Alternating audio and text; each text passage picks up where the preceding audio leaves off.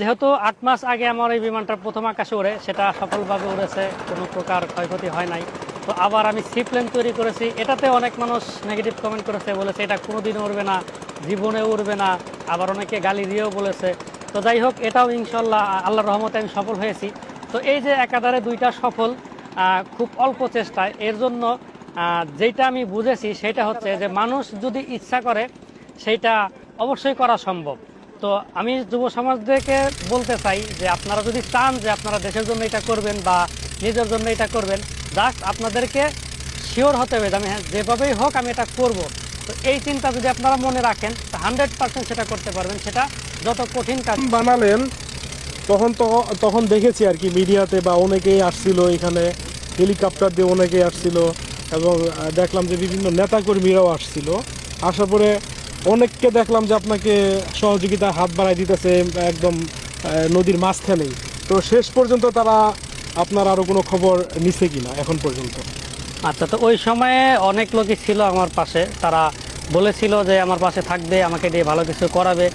তো তখন আমাকে যেটা তারা দিয়েছিল সেটা সব মিলে প্রায় 2 লাখ টাকার মতো আমাকে তারা তখন দিয়েছিল উৎসাহমূলক, আর বলেছিল যে তোমাকে সর্বোচ্চ উচ্চতায় নিয়ে যেতে আমাদের যা যা করণীয় আমরা করব।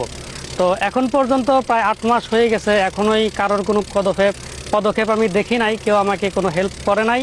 তো আশা আছে যে তারা হেল্প করবে। আর আমার এই সি প্লেনটা তৈরি করতে আমাদের জেলার যে ডিসি স্যার মোহাম্মদ মানোয়ার মোল্লা, তো উনি আমাকে 25,000 টাকা দিয়েছিলেন। আমি এটাকে যখন টাকার অভাবে আটকে গেছিলাম তখন ওনার কাছে বলেছিলাম যে আমি খুব কষ্টে আছি, আমার বিমানের কাজটা হচ্ছে না। তো ওনা আমাকে সরকারিভাবেই 25,000 টাকা দিয়েছিলেন, সেই টাকা দিয়ে আমি এই বিমানের কাজটা সর্বশেষ শেষ করেছিলাম।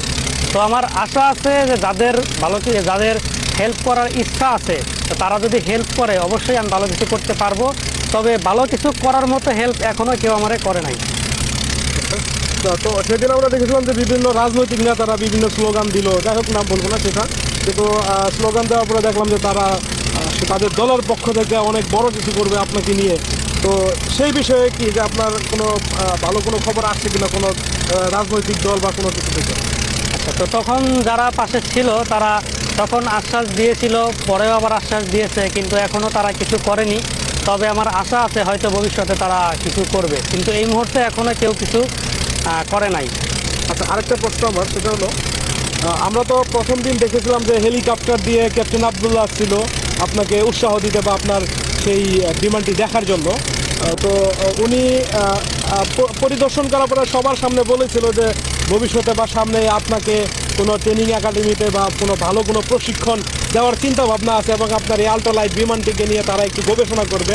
তো তারপরে থেকে হয়তো আপনার সাথে আমাদের ওই রকম যোগাযোগ নেই। তো ওই মানে ওনারা যে আশ্বাসটা দিল যে আপনাকে ভালো কোনো প্রশিক্ষণ দেওয়া হবে, আরও উন্নত প্রশিক্ষণ দেওয়া হবে,